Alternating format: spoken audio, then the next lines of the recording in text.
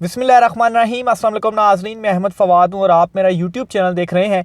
अहम खबरों के साथ नाज़रीन, आज के व्लॉग में आपकी खिदमत में हाजिर हुआ हूँ। सबसे पहले और बड़ी खबर, चीफ इलेक्शन कमिश्नर के खिलाफ तौहीन अदालत की कार्रवाई का मामला क्या है, क्योंकि चीफ इलेक्शन कमिश्नर की जानिब से जो वारंट गिरफ्तारी, काबिल ज़मानत वारंट गिरफ्तारी जो जारी किए गए हैं, इस हवाले से ये नाज़रीन कुछ अहम सीनियर वकला भी हैं और कानूनी माहिरीन भी हैं, उनका भी ये कहना है कि इनके ख़िलाफ़ तौहीन अदालत की जो कार्रवाई है वो अब बनती है और इस हवाले से भी एक दरख्वास्त जो है वो दायर की जाएगी।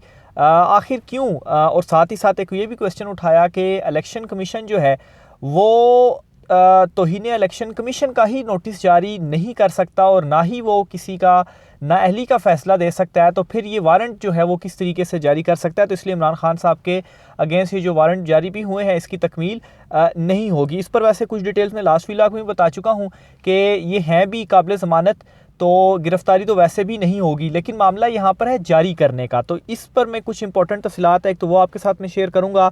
दूसरे नंबर पर नाज़रीन, राना सनाउल्लाह की आज दुर्गत बनी है सिक्योरिटी अफसरों के हाथों। उनके साथ क्या हुआ, राना सनाउल्लाह प्लस अताउल्लाह तारड़, इस पर कुछ डिटेल्स हैं, वो भी आज के व्लॉग में आपके सामने रखूँगा।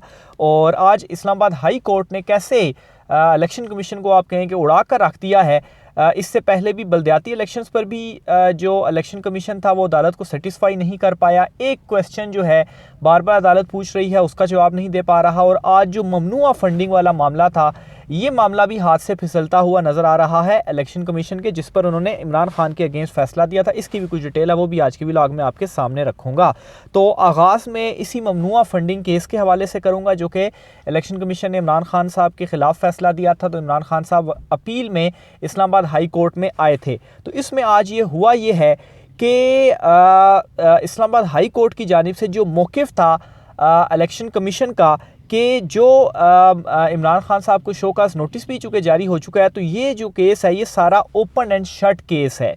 तो इस पर अदालत ने कहा कि ओपन एंड शट केस से मुराद ये कि बस अब तो इमरान खान के अगेंस्ट कार्रवाई ही होनी है, फैसला आ चुका है। तो असल में ये मामला नहीं है, ये ओपन एंड शट केस नहीं है, बल्कि जो शोकास नोटिस जारी हुआ है उसके ऊपर इमरान खान साहब तफसीलात देंगे, अपना वो जवाब देंगे और दोबारा से एक किस्म की जो प्रोसीडिंग है वो चलेगी। और प्लस जो वफाकी हुकूमत को इन्होंने कार्रवाई का कहा हुआ है, तो वो कार्रवाई भी अब नहीं होगी। इस पर पहले तो जो सारी प्रोसीडिंग है, ये जो मैंने ख़बर भी फ़ाइल की है, पहले मैं ख़बर आप सुन लें, फिर उसके बाद जो है वो मैं इसके एक दो इंपॉर्टेंट पॉइंट्स हैं वो भी आपके सामने रखूँगा। तो मामला इस तरह से कि ममनुआ फंडिंग केस में पीटीआई को भेजा गया शो काज महज रस्मी कार्रवाई नहीं, इलेक्शन कमीशन को अब पीटीआई को दिफा का मुकम्मल मौका देकर तफसील से सुनना होगा। इस्लामाबाद हाई कोर्ट ने इलेक्शन कमीशन पर वाजे कर दिया, शो काज महज ओपन एंड शट कार्रवाई होने का मौक़िफ़ जो है वो मुस्तरद किया। इस पर चीफ जस्टिस ने ये रिमार्क्स दिए कि अगर जवाब देने का मुनासिब मौका नहीं दिया जाता तो फिर शो काज का मकसद ही ख़त्म हो जाता है।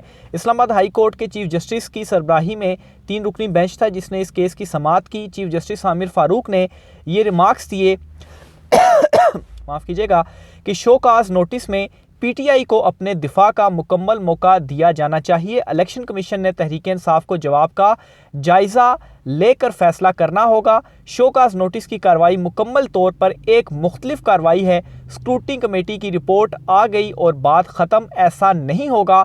जवाब आने के बाद ही मुतलका अथॉरिटी ने फैसला करना है कि शोकाज नोटिस पास होगा या फेल, जिस पर डीजी इलेक्शन कमीशन ने कहा कि पीटीआई को कम अज़ कम शो काज नोटिस का जवाब भी तो देना चाहिए। जिस पर चीफ जस्टिस ने रिमार्क्स दिए कि अगर रिपोर्ट फाइनल हो और ओपन एंड शट केस हो तो फिर तो बात ही ख़त्म हो गई। आपके गुज़श्ता समाअत के बयान से लगा कि ये ओपन एंड शट केस है। पीटीआई वकील अनवर मंसूर ने कहा कि शो काज नोटिस का जवाब जमा कराना हमारे लिए मसला नहीं। इसके अलावा आज आखिर में ये भी इस बेंच का जो हिस्सा थे जस्टिस मियां गुल हसन औरंगज़ेब, उन्होंने ये इस्तफसार किया कि क्या इलेक्शन कमीशन को ख़दशा है शो काज में पीटीआई ताख़ीरी हरबे आजमाएगी। अगर वो ताख़ीरी हरबे आजमाएँ तो इलेक्शन कमीशन वो बर्दाश्त ना करे और इल्तवा पर भारी जुर्माने करे। ऐसी सूरत में ये लोग हाई कोर्ट आकर माफ़िया मांगेंगे।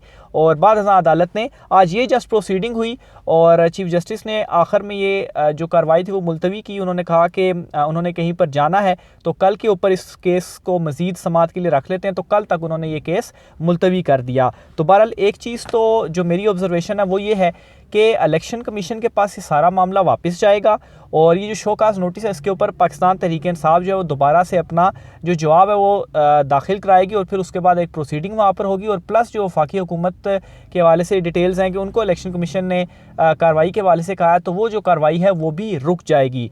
तो इस चीज़ के ऊपर भी आज इलेक्शन कमीशन जो है उन्होंने खैर दलाइल भी आज उनके कल दलाइल होंगे, लेकिन आज भी उन्होंने जो है वो कुछ अदालत को कन्विंस जो है वो नहीं कर पाए। और इससे पहले भी इलेक्शन कमीशन जो बलदियाती इंतखाबात वाला मामला था उस पर भी वो एक जवाब जो कि बार बार सिंगल बेंच भी और इंट्रा कोर्ट अपील में भी एक ही सवाल का जवाब वो बार बार मांग रहे हैं कि आखिर ऐसी क्या वजह बनी कि आपने जो यूसीज़ की तादाद है वो एकदम से 50 से पहले 101 फिर 101 से 125 जो है वो आपने कर दी। इसकी ठोस वजह आप अदालत को बता दें। और इस सवाल का जवाब उस केस में भी वो नहीं दे पाए और इस केस में भी अभी तक वो सेटिस्फाई जो है वो कोर्ट को नहीं कर सके। तो चूँकि मैं सारा केस कवर किया था तो ये ख़बर थी जो कि मैंने फ़ाइल की, तो मैंने इसलिए सारी ख़बर जो है वो प्रोसीडिंग की आपके सामने रख दी कि आज प्रोसीडिंग के दौरान क्या होता रहा, क्या जो रिमार्क्स थे वो सामने आते रहे।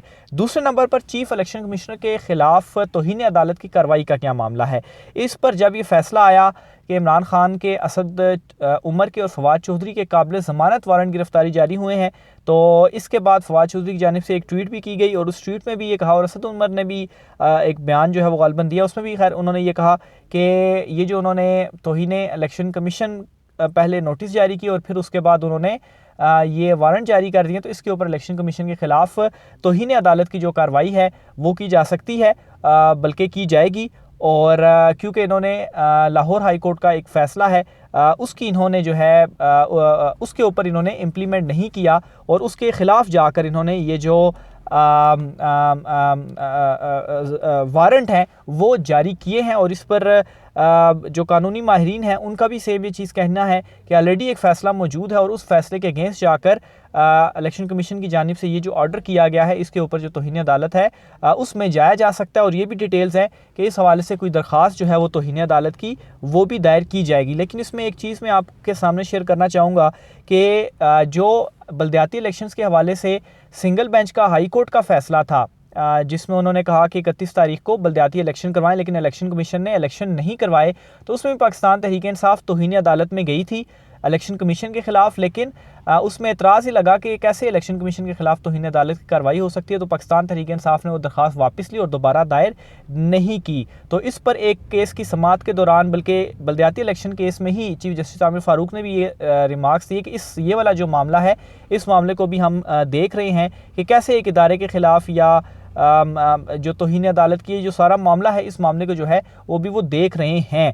तो बहरहाल पाकिस्तान तहरीक-ए-इंसाफ की जानिब से तो ये चीज़ सामने रख दी गई है कि जो तौहीन अदालत की कार्रवाई है वो इसके लिए अदालत में अब जाएंगे। तो बहरहाल क्वेश्चन तो सबसे पहले यही उठता है कि 62-63 के उस पर किस तरीके से इलेक्शन कमीशन सबसे पहले एक और केस में नायल कर सकती है, फिर उसके बाद वो कैसे जो है वो तौहीन इलेक्शन कमीशन का नोटिस कैसे जारी कर सकती है और फिर उसके बाद वारंट गिरफ्तारी कैसे जारी कर सकती है। तो ये उनके इख्तियार नहीं है, ये भी कानूनी माहिरीन का कहना है। और ये जो वारंट हैं जो कि वैसे ही अगर इसके ऊपर तकमील भी हो तो 50,000 की ज़मानती मुचलके देकर गिरफ्तारी रुक जाएगी, गिरफ्तारी नहीं होगी, लेकिन इसके ऊपर तकमील ही क्या बता की जाएगी या नहीं की जाएगी, यही एक क्वेश्चन इस वक्त रेज़ हुआ है। क्योंकि इलेक्शन कमीशन के पास ऐसा अगर इख्तियार नहीं है तो फिर कैसे वारंट जो है वो जारी कर सकता है। तो ये इस हवाले से इस केस में भी एक नई जो डेवलपमेंट है वो सामने आई है। आखिर में नाज़रीन एक और राना सनाउल्लाह के हवाले से मैं बताता चलूँ तो राना सनाउल्लाह को शायद जो है वो चूँकि वज़ीर दाखिला हैं तो भड़के मारने का वैसे ही ज़्यादा शौक़ है। तो आज उनकी जानिब से क्या किया कि पंजाब असम्बली का इजलास था और पंजाब असम्बली के इजलास में अंदर जाने की उन्होंने कोशिश की। अब आप ये देखें कि वो वफाकी वज़ीर हैं और इस्लामाबाद में उनका काम होना चाहिए, पंजाब असम्बली के इजलास में उनका क्या काम। और इसी तरह से जो अताउल्लाह तारण हैं वो भी अब उनका क्या काम, MPA तो वो है नहीं, वो किस तरीके से पंजाब असम्बली में जा सकते हैं। तो बहरहाल उन्होंने वहाँ पर एंट्री की कोशिश की और उनको एंट्री से रोका गया सिक्योरिटी एहलकारों की जानिब से और उन्हें अंदर जाने नहीं दिया गया, जिसके ऊपर राना सनाउल्लाह जो है वो बड़े गुस्से में वहाँ पर बोले भी कि किसी का बाप भी हमें अंदर जाने से नहीं रोक सकता। लेकिन खैर आपका वहाँ पर काम तो नहीं है, और आज के दिन के लिए पाबंदी भी लगाई गई कि वज़रा को, वफाकी वज़रा को जो है वो यहाँ पर अंदर आने नहीं दिया जाना चाहिए। और साथ ही साथ गुस्से में वो ये कहते हैं कि अब तो गवर्नर राज जो है वो पंजाब में लगेगा, कि क्योंकि जवास पैदा हो गया। और आप जवास देखें कि राना सनाउल्लाह को पार्लियामेंट के अंदर नहीं जाने दिया गया, इस वजह से गवर्नर राज जो है वो ये पंजाब में लगाएंगे। तो मामला इसी तरीके से फ्रस्ट्रेटेड है ये, किसी तरीके से पंजाब में ये चाहते हैं कि ये अपनी हुकूमत इनकी वापस आ जाए। नंबर गेम तो इनके पास है नहीं। इमरान खान जो है वो असम्बलियाँ एतमाद का वोट लेने के बाद असम्बलियाँ तहलील कर देगा। तो ये सारी चीज़ें इन्हें फ्रस्ट्रेट कर रही हैं, जिसकी वजह से इस तरह की जो स्टेप्स हैं वो इनकी जानिब से लिए जा रहे हैं। मज़ीद डिटेल भी आपके साथ में शेयर करता रहूँगा। आज के व्लॉग से इतना ही, मुझे इजाज़त दीजिए। अल्लाह हाफ़िज़।